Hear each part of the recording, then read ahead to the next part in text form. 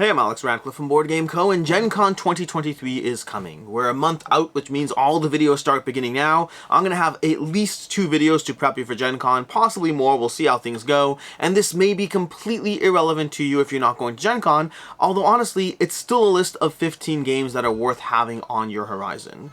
Gencon 2023, ignore the official Gencon merch and apparel, that's just the slide we happen to be on when I switched to this view. But August 3rd through August 6th in Indianapolis, it's 4 days of just tons and tons. It's the largest gaming convention in the US. We have Essen, that's the largest board game convention, but I believe the second largest is Gen Con, and it's definitely the largest in the US, and it's going to be 4 straight days of, well, whatever you want it to be. You can play games, you can go to booths, you can try things, and this particular video are 15 games that I think are worth previewing, or worth demoing. Effectively, these are 15 games that you cannot buy at Gen Con, at least as of right now, but you will have the opportunity of demoing these games. Later this week, or next week, we'll see. I'll have a video up of 15 games I think are worth considering buying, with caveats which we'll have in that video. But with that, let's go ahead and start this off. And for reference over here, I'm using the Board Game Geek preview page over here, so if you want to find the other hundreds of titles I will not be talking about, or the titles that will be added to this list after the fact that, are going to be added. Right now we have 273 titles over on Board Game Geek's Gen Con 2023 preview page. You can use the various tools here to filter, to organize by what's most popular, by publisher, by title, to check things like what's available for demo, what's available for buying. You can check all those filters. You can check this out, but I'm going to start going through my 15. And some of these are games I've already tried. Some of these are games I just think you should try. Some of these are games I'm not even interested in, but I still kind of want to try. In fact, number 15 is going to be one of those with Star Wars Unlimited.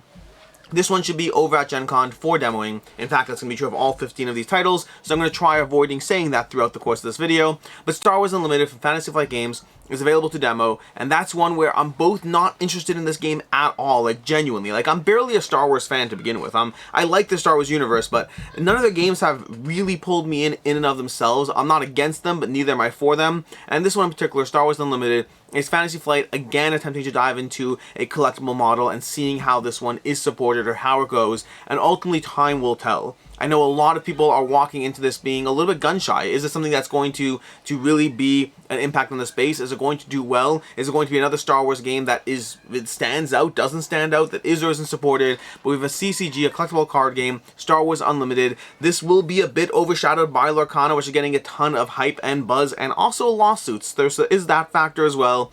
We'll be talking about Lorcana in the next video, because that goes into the category of games you can actually buy. But Star Wars Unlimited, so that's going to be number 15 over here, a game I'm barely interested in, but I still think it's worth demoing. Number 14 is going to be Last Light, and to be very, very clear, the only reason this is 14 is because I feel I've talked about Last Light so much that it's not that it's not exciting to me, it's just that I've talked about the game so much. This is Last Light from Roy Canada, from Grey Fox Games. It's a game I've been talking about for a while, and it is available to demo at Gen Con, which I literally just said I will not be saying about all these games. I will probably be saying it about all these games.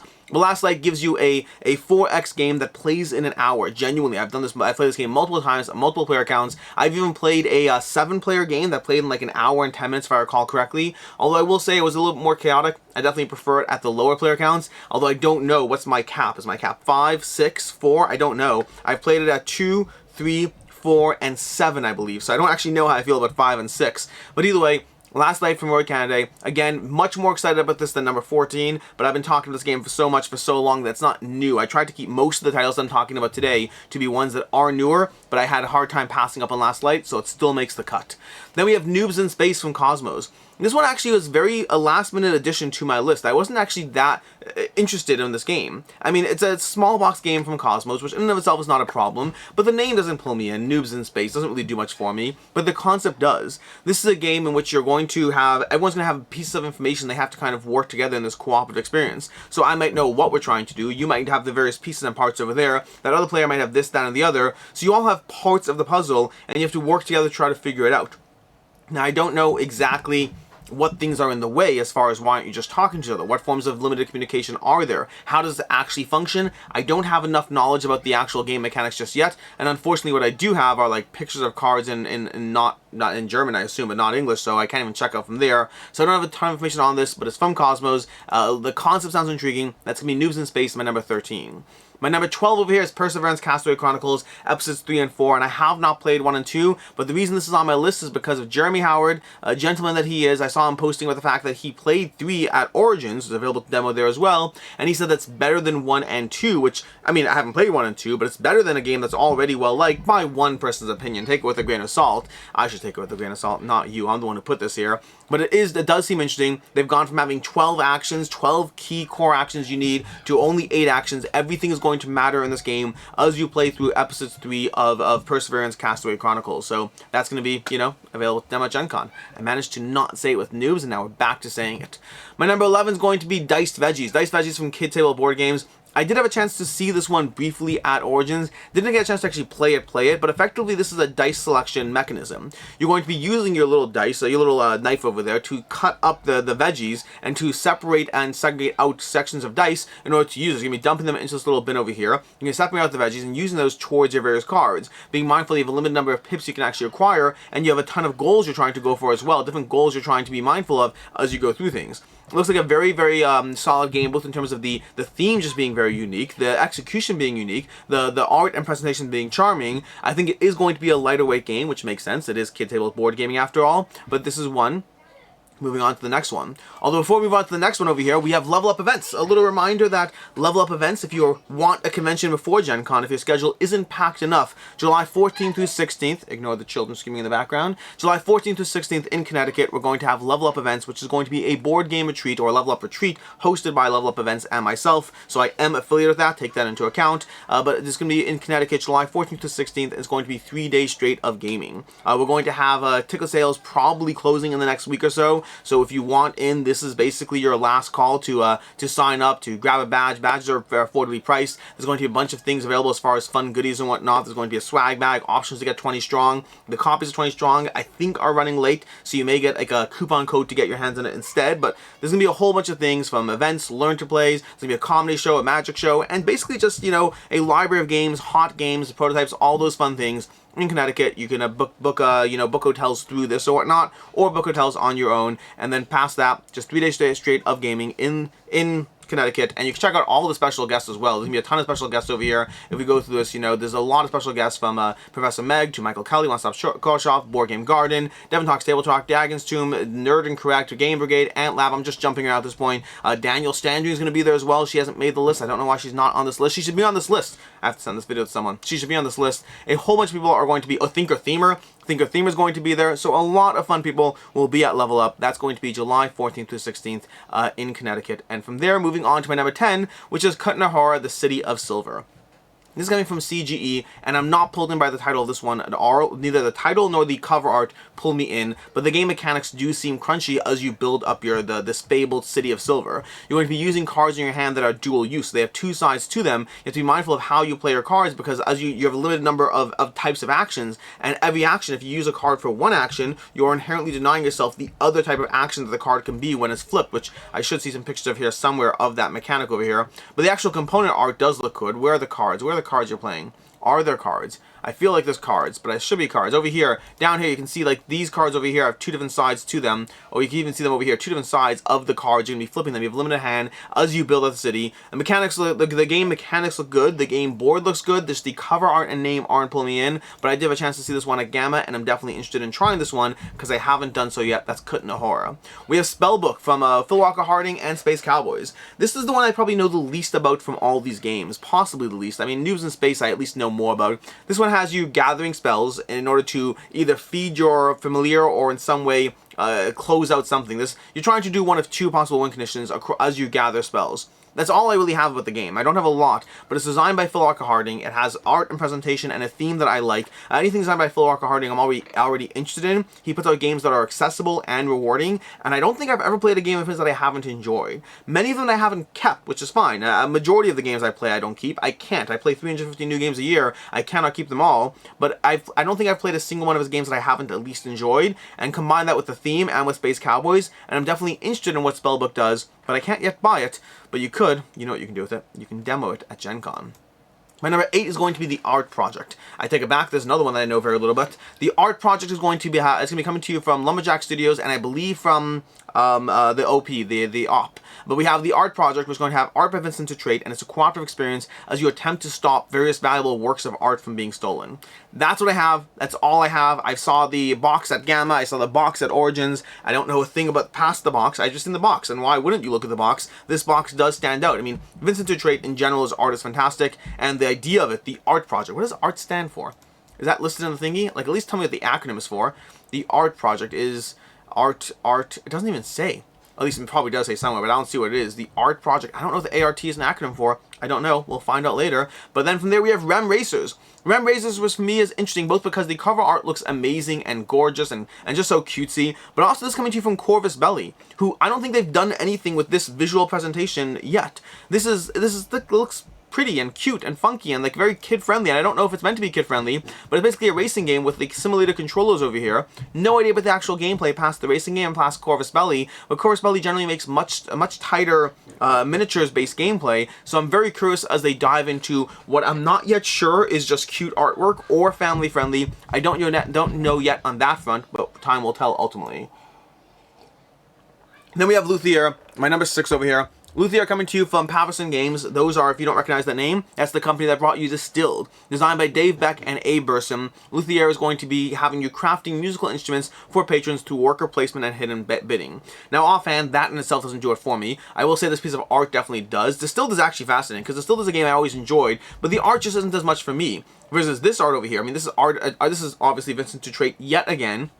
But we have over here a game which is going to be bidding, worker placement and hidden bidding, in the sense that you're going to have things that are different strengths. When you go through the actual how this game plays, as you try to figure out how to place things that have different strengths and be mindful of the fact that you'll have stronger workers and less powerful workers, it very much gave me a vibe of a vibe similar to Rurik Dawn of Kiev, which is one of my favorite games of all time, and I don't know if this is going to be like that at all, but at least it seems to be from the general sense I can get. And obviously Distilled was a smash out hit. I mean, $500,000 from a first-time creator for a Euro game, that is not done. Like, really not done. Tell me the last time that's happened, because we've seen it from miniatures games. I can't remember the last time I've seen a first-time creator do $500,000 with a Euro game. Endless Winter. Okay, I take it back. Endless Winter. Endless Winter did it. Arguably, but Endless Winter like had names behind it. I don't know if Dave Beck had any names behind it, so there is that distinction there. So I take it back. We're going to redefine the terms, redefine the goalposts. We're talking about a first-time creator with no other names behind him who did $500,000 on a Euro game. Okay, tell me the last time that happened. It's happened. I'm sure it's happened. I just don't know when it was. But either way, Distilled does a smash out here, and I imagine this could do just as well or even better. When you combine the art of Vincent trait, the audience from Distilled, and then just the degree of testimonials and credence he's gotten as a creator, I am much more interested in this than I am in Distilled, although granted, I'm saying that having not played it. The good news is you can play it at Gencon. We have Dead Cells, the Rogue-Lite board game. That's going to be my number 5 over here. And these are ranked in general order of interest with caveats around things like, you know, putting Last Light towards the end just because I've talked about it and stuff. But we have Dead Cells, the Rogue-Lite board game from Scorpion Mask is going to be available to demo at Gen Con. I can't believe I said it again. This is going to be based on the video game, obviously, the video game series Dead Cells, which apparently is getting a TV series. Have you seen that? Have you seen Dead Cells getting a TV series? This recently funded on Kickstarter, did incredibly well. This is one that I actually had a pledge because... So, some background chat or whatnot. I've been backing fewer and fewer games in general. Over the past, 6 months or so, I would say that I've gone from backing, at one point I was backing like 10 campaigns a month, then I dropped down to like, 3 to 5 campaigns a month, and now I've dropped down to like maybe 1 campaign a month. And Dead Cells was almost a campaign I backed, and the reason for that, the reason has nothing to do with my lack of interest in board games. I'm very interested in board games. Just practically speaking, honestly, budget has been a concern in general, just managing my own finances and spending money accordingly, and the time it takes, because even though I back things that I think will hold their value, the time it takes to actually deal with selling them is getting harder and harder with all the things going on in my life, and so I've just been backing fewer games because I already have, way too many unplayed games in general. So I still back, I still get things, obviously I get things both as a content creator to review, and I still back and buy things, just far fewer than I used to, and Dead Cells almost made the cut. I hit back, I had my $100 pledge, I was like, you know what, I already have Slay the Spire coming, I already know I like Slay the Spire, and that's, by the way, a big distinction. Usually I'm more likely to back the things that I've already had a chance to demo as a creator, and know that I like. So Slay the Spire is an easy one for me to back, versus Dead Cells more in the I hope I'll like it category, and I do hope I'll like it.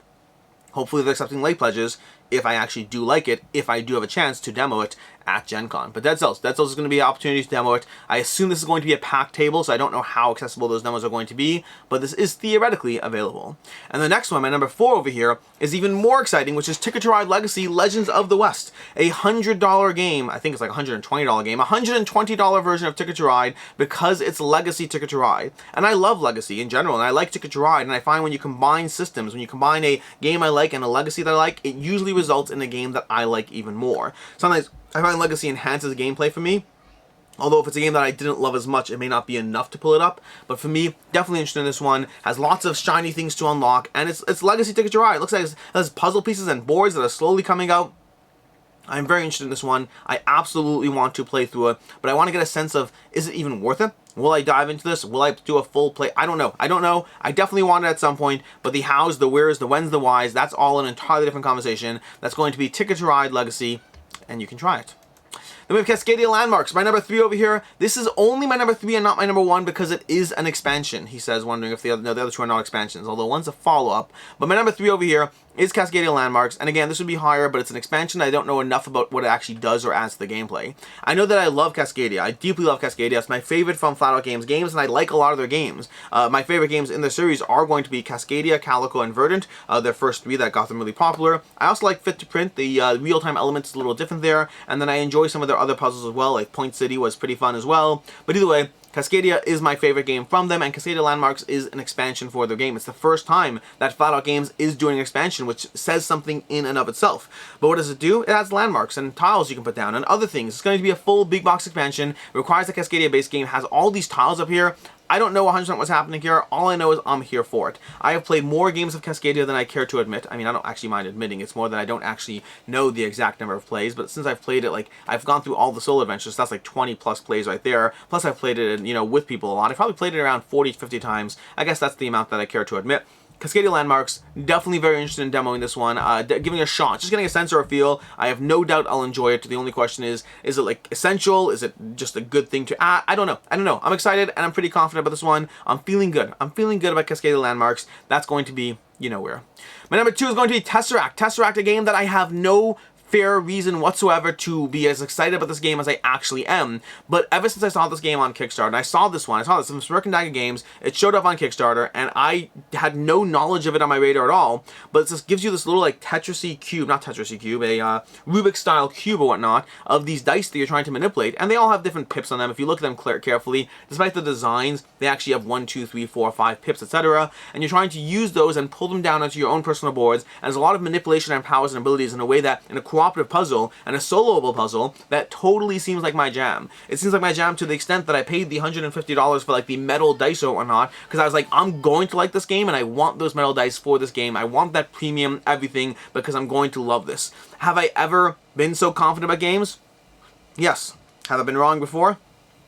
Yes. Do I hope to dear God that I can sell it for what I paid for it if it's not a game for me? Definitely yes. Do I hope more that it's a game for me? Absolutely yes. This one gives me strong vibes of a solid cooperative experience. Gives me a little bit of like the loop vibes as far as the puzzliness of it. It seems like the kind of game I'll enjoy, and when that's the case, I don't mind investing into things that I enjoy to get that premium version. The only part of me that's crazy is I spent that money on this game without even knowing if I like it or not, so let's just hope I enjoy it, and I really actually was trying to get this played at Origins. Sadly, schedule-wise, did not have a chance. It wasn't officially available to demo, but they did have a copy at the booth that I was trying to figure out if I could. I couldn't, and so right now we're trying for Gen Con, but Tesseract is one that's going to be available to demo, and I will 100% be trying to demo it. I don't know if I will or won't, but I'll be trying to demo it for sure. And then lastly, my number 1 is actually a game that I already had a chance to demo. I had a chance to demo this one at Origins, but I still think it's exciting enough that you should be trying this one out. This is My Island, the follow-up to My City. I've only played the first mission so far, but this one seems to be leaning heavily into the DNA of My City. If you've played My City and enjoy it, I highly recommend checking out My Island, based on only the first scenario so far, so take it with a grain of salt, but it definitely seems to be designed for people who liked My City and want more, while also being accessible enough for people who have not played My City. So I don't think you need to play My City, although fun fact, My City is available on Board Game Arena, and it's an excellent implementation that I highly recommend trying out. But overall, that's going to be My Island. One of the few games on this list I've actually played. I've played Last Light. Let me see. I've played Last Light, and I think I've just played Last Light. I've played Last Light and My Island over here, but My Island I only just played, and I'm looking forward to diving into this one for the final production copy and all that. But if you want to check it out, it's going to be at Gencon, and it's going to be giving you strong My City vibes for those of you who've played it, and it's a game that's worth seeing if it's something that's for you. One thing I will say, if you haven't played My City, a big deal here, because if you've played My City, you'll dive into My Island and you'll be like, oh, this feels like more within that genre, within that universe, and I'm excited for it. If you haven't played My City, you might play that first game and think, that was okay, but there's not a lot to it. And I cannot speak for My Island, I cannot. But I can tell you that My City starts off with like, okay, that's it, and then it kind of unlocks and adds more rules and builds you up. It is not a perfect game. I have plenty of small complaints and nitpicks, all those things around it. I should have an actual full review of it up at some point because I'm overdoing that. But I will say, it's perfect game or not, it is an experience that gives you a whole bunch of games to play through in a rewarding sense, that gives you an accessible half-an-hour playtime, a legacy elements as you unlock and develop, and enough being added to it that it does feel like a rewarding experience. And so far from what I've seen of My Island, I expect that to continue that trend. And that is everything. These are the 15 games I highly recommend checking out to preview, to demo at Gencon 2023. I will have more videos about Gencon coming up. Again, I'll have another one coming up shortly about games to buy and all that stuff. And then from there, whether there's more or not, time will tell. In any case, and until next time, I'm Alex Radcliffe from Board Game Co. I hope you enjoyed this video. And as always, I hope you have a good one.